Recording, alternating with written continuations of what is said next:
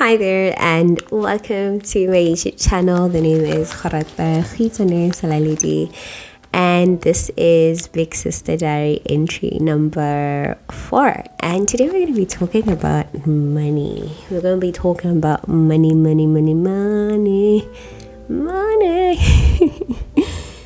This is a sound check. So hi and welcome. Before we begin, I'd want for us to do 3 wholesome deep breaths. That has been the one consistent thing that I enjoy about our Big Sister conversations or Big Sister Diary.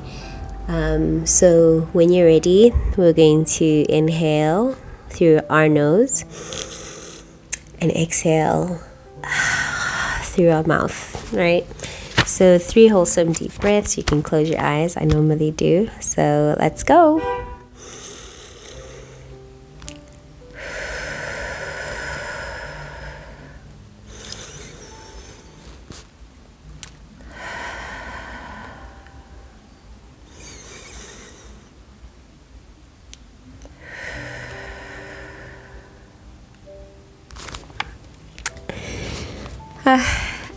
Deep breathing, like I'd always said, or like I said in the first video that I'd made for the series, is that what it does is it really just redirects your focus, right? From maybe your mind has been worrying about Monday, worrying about what's going to happen tomorrow. But as you take a deep breath, what it does, it centers you and pulls you back into this moment, right? And for me, interestingly, my deep breaths were through a blocked nose. But I think the point of gratitude is just the fact that I am alive, right? And the sickness isn't as bad as it was the day before this was recorded, right? So welcome to today's video. We are going to be talking about money today, and specifically I think what is on my heart concerning money is around saving and budgeting, right? Which are 2 things that I am learning to refine, I'm learning to perfect in my own life. And I think my hope is at the end of today's video that you will get to a place where you figure out your own relationship with money in terms of how you use it, right? And I'm going to share a few stories. I'm going to share about how the love of you, not even the love, where it started, where I actually realized the power of money in primary school. I'm going to share a story about how I saved for my doll. And also just sharing a heart-to-heart around the struggle of living paycheck to paycheck, where you aren't able to actually save anything. And also getting to a place where you're now saving for a rainy day, now when you have excess, right? So welcome to my video. Just as an introduction, I am Gorata.Selaledi. I'm a faith-based content creator and I create new videos every Sunday, Monday and Friday. And for Fridays, really, it's for us to have a conversation, for us to reflect on our lived experience, on different life themes. And in last week's entry, I was talking about my relationship with my dad and overall just talking about forgiveness and how forgiveness is a key to so many things, right? And just calling you to forgive whoever you're holding a grudge against, free yourself. And I think today, still relational, I think, but relationship with this thing called money. I wouldn't say I come from a wealthy background, but I can't also then say that I come from a poor background either. We had enough. And when I was growing up, I grew up with my grandparents, and my granddad used to give me 1 pula, like 1 pula back then when I was in primary school. That's between 2001 and 2007. 1 pula was a lot. given that there's been inflation, there's been recessions, there's been COVID, the value of money is not what it was back then. But my granddad used to give me 1 pula when I was going to school, and with that 1 pula I could buy 10 sweets, 10 tebe each. I could buy 2 packets of dibunzi, 50 tebe each. I could buy an ice pop and a packet of dibunzi, 50 tebe each. I could do so much with that $1, right? And noting that with the pocket money or that 1 pula that he's giving me, it's really just to buy a light snack before I go home, right? So in thinking about this 1 pula, I remember even when we were getting married, when we were at my grandparents' house, or part 1, I guess, of our wedding, when I gave my speech, or when my granddad gave a speech, actually, he came up and talked about how he always gave me that 1 pula, and I still have it in my wallet. I need to frame it. But in thinking about that, I think my point of gratitude coming in today's video is just having him instill and teach me about money. Something that I learned from the book, The Psychology of Money, is that money habits are learned from experience, right? They are learned, or you can only learn them from your lived experience. So I can tell you about savings, but if you don't save and try do it yourself, you're not going to learn what works for you, right? So for me, in growing up, when my granddad used to give me that 1 pula, he gave me power, even with that little amount, to actually decide what I want to do with that for myself, right? I can choose to spend it, I can use to save it, I can use to maybe keep it and then spend it on Friday when I have 5 pula and get more, right? But it gave me I'd say a freedom to decide what I want to do as and when he gave me that 1 pula, right? So there came a time, I'm not sure what grade I was in, but I was still in primary school, where I had decided then to save these 1 pulas for 50 whole days, right? So I had seen at Super Spa, they had a doll, I guess a Barbie looking doll, well, not a Barbie, that they were selling for $50. And $50, not a lot of money, but probably this time around it'll probably retail for like 150 or 200, given how terrible inflation has been, right? But it was $50 at the time, and I decided to save for 50 days. So every other day, this is me now having to go to school and not to buy sweets. And these ladies who sold sweets were right by the gate. So when I leave the gate to go to the combi or the taxi that was picking me up, I would see them. I would see my friends buying. So there's a lot of temptation, and there's a lot of, I'd say, learning delayed satisfaction just from that one time. For 50 whole days, that's almost like 2 months. And imagine in kid years, that's forever. But lo and behold, after 50 days, the 50-day mark came, and I told my dad that I had been saving and I want to go buy this doll from Super Spa. Can we go together?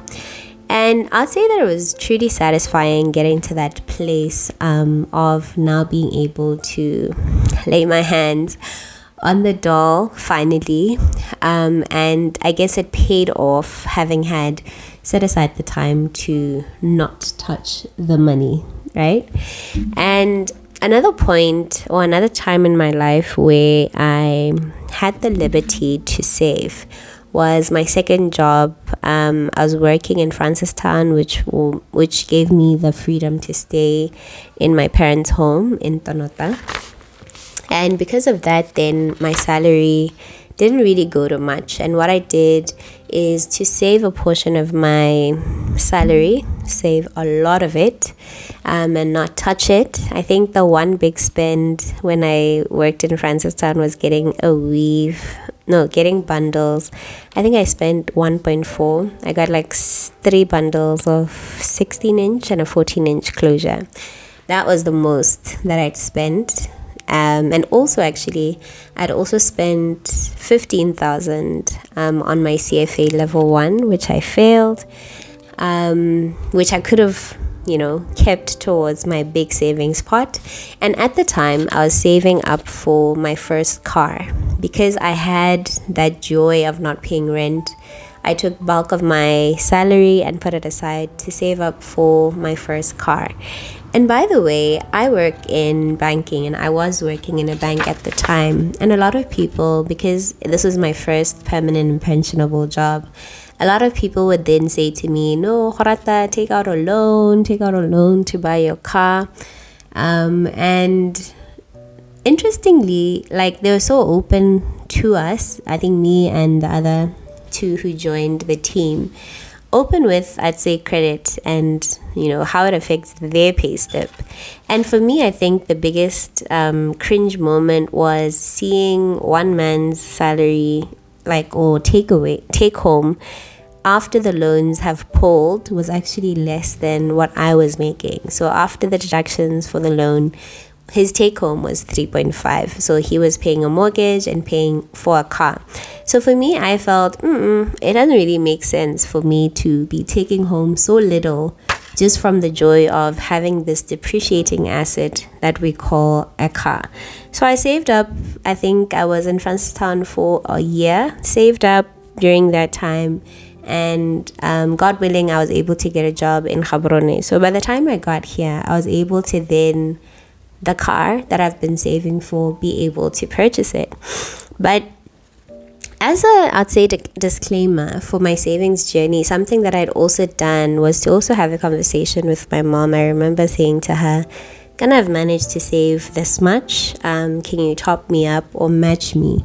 Because I know that with her, she also is a heavy saver, and she was saving up for me, my siblings. Each and every one of us had like a savings account where she's been saving for us all our lives, right? And I was like, Mommy, can you top me up so that I'm able to get this car? Because I think I was short 17,000 to get the car. And luckily, she said yes, and I was able to buy my first car cash. Would I be at a place to encourage you to save for that long to get your car? Intruder.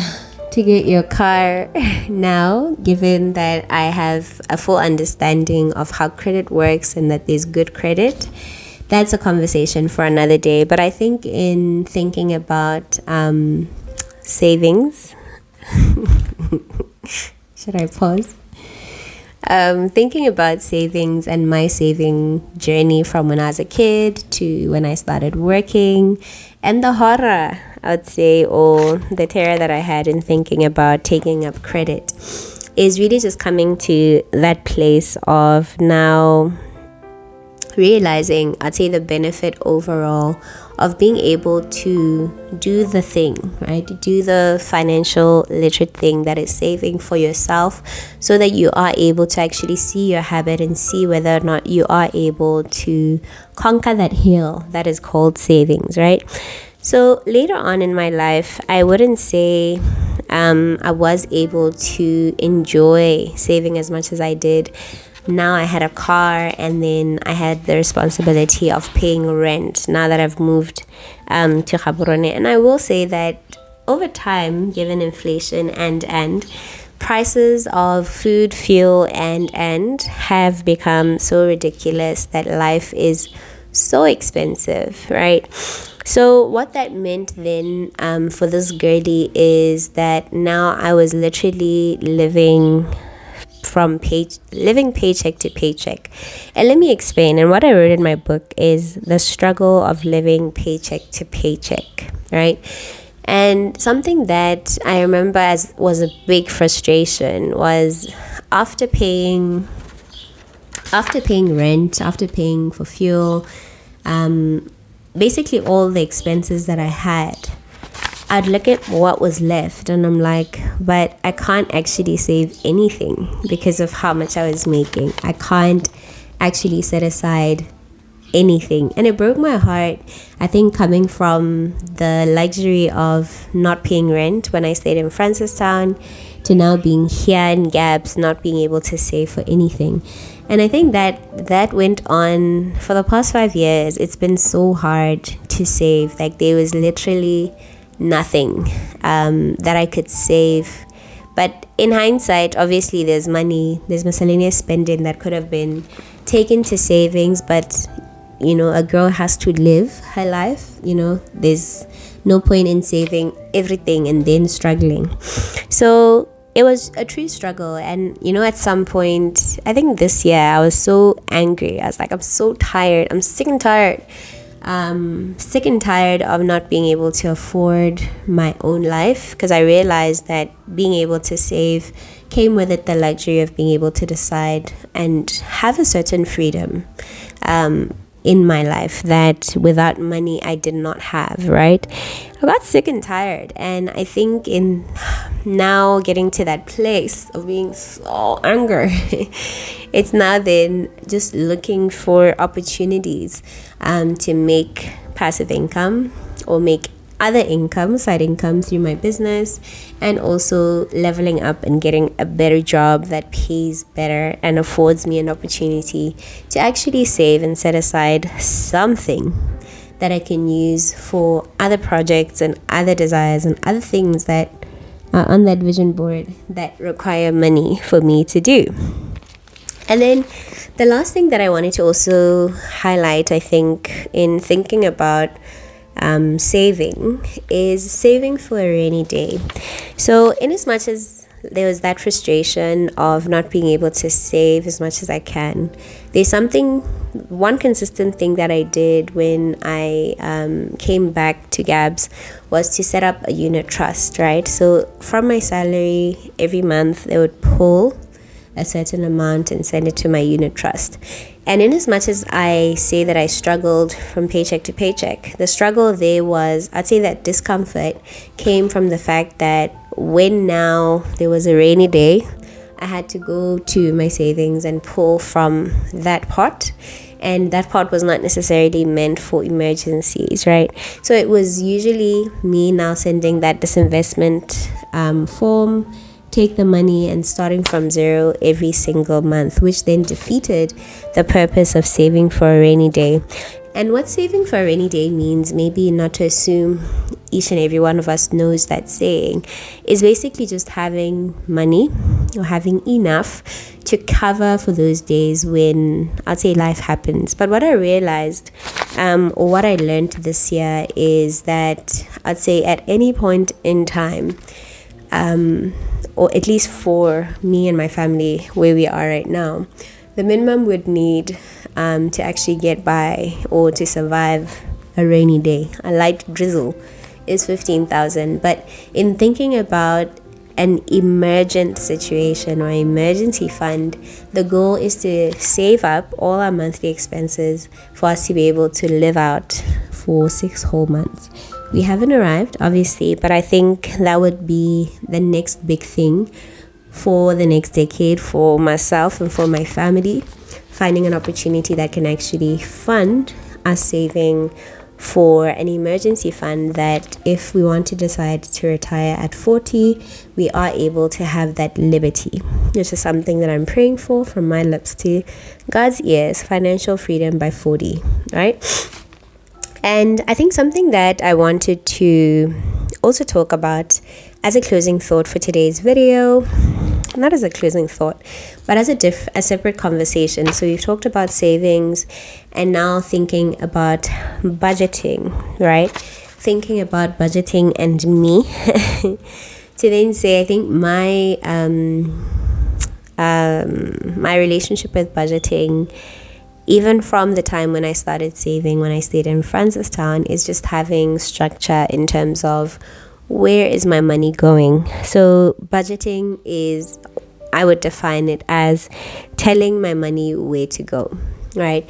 And when you really think about it long and hard, if you get paid today and you decide to go to the shops and do shopping and splurge and use your money on 1, 2, 3, 4, and 5, before you save, before you pay for your expenses, what you're doing is actually, I'd say, taking your money and giving it to those enterprises, right? You're giving your money away.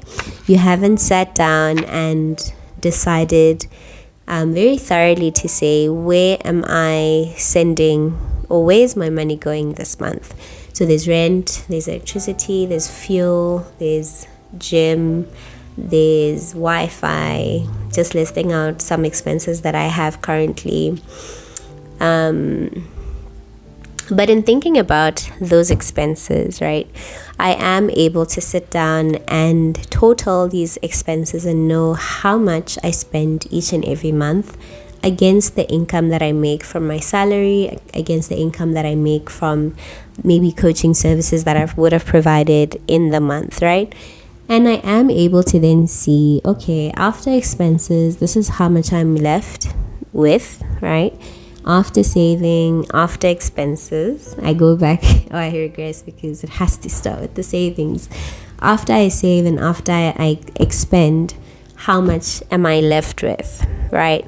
And I think truly I am grateful to be able to be at a place where I am now able to save and not move from paycheck to paycheck where all the money is used up, but able to save and ultimately in the next year invest and have that money multiply and work for me. But ultimately what budgeting does is to give me structure and be able to actually make informed decisions about my money. I remember when, I think this would be the closing story. I remember when I moved, or when we moved houses last year, July, with my husband. We moved into a bigger house. The rent was, I'd say 500 pula more than what we were paying in the apartment we stayed in. And what we hadn't done leading up to moving was saving for the move and also budgeting for any other expenses that we'd have to pay on the day of the move. And what had happened was because of that, as we're moving, there's obviously expenses that we're spending. The money's still there, the money's still good. But at some point, the kitty went dry and I'm like panicking because now I remember literally I think I had 6 pula. Was it 6 pula or 4 pula? I have a screenshot of it somewhere in my notes app. But I literally had 4 pula or 6 pula, something around that. The fuel was covered. All the other expenses were fine. They were covered. We had paid the rent. But I was broke. Like I literally had 4 pula to my name. And I think the shame and the embarrassment that comes with not having money is tied to the lack of freedom that it means now you don't have, right? The freedom to, I'd say, be able to do anything else outside of the expenses and maybe the food that you bought. But once all of that dries out, there's that anxiety that's tied to, I am going to be stranded, right? And I think one thing that I'm grateful for in thinking about money, I think, is the generous people in our lives, right? So having a family that is supportive, especially during those life stages, made the world of difference in navigating that situation at the time, right? So what I'm picking from today's discussion is, at different points in our lives, different money habits will be formed, right? And I think just to conclude today's video, when I was a child, I had very limited responsibilities. So there was no stress of rent or fuel or food. But then as time goes on and as responsibilities grow, there is a need for us to get to a place where we develop a healthier relationship with our money, get to a place where we have structures in place and a strategy of how we use our money and where we allocate our money so that we are not stranded. I'd want to encourage you to check out, you can actually listen to a summarized version of The Psychology of Money here on YouTube. Just search The Psychology of Money audiobook. Listen to it, listen to the principles, and sit down and think about what you are going to do differently when it comes to how you use your money, right?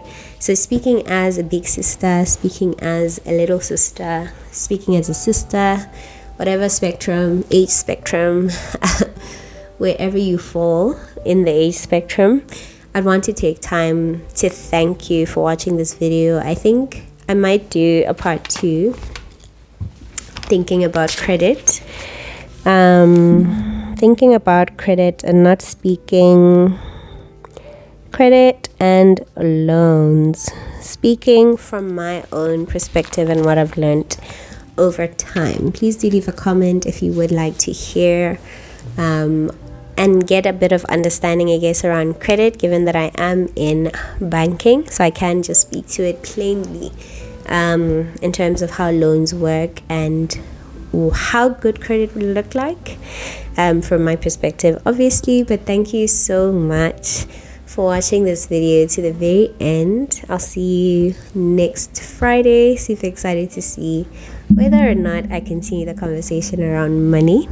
I would like to see how I would speak to credit and what I would say, so I might continue on with the part 2. But thank you so much once again. I am Gorata.Selaledi. Please do like this video if it has blessed you and shifted something within you in terms of how you relate with money.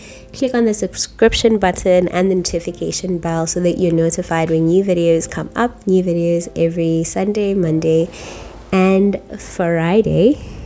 And yeah, share this video with someone who you believe will bless them and shift their landscape in terms of how they lead their lives. Thank you so much. It's goodbye from me. May God's favor locate you, and may His grace sustain you as you live out your life in this coming weekend.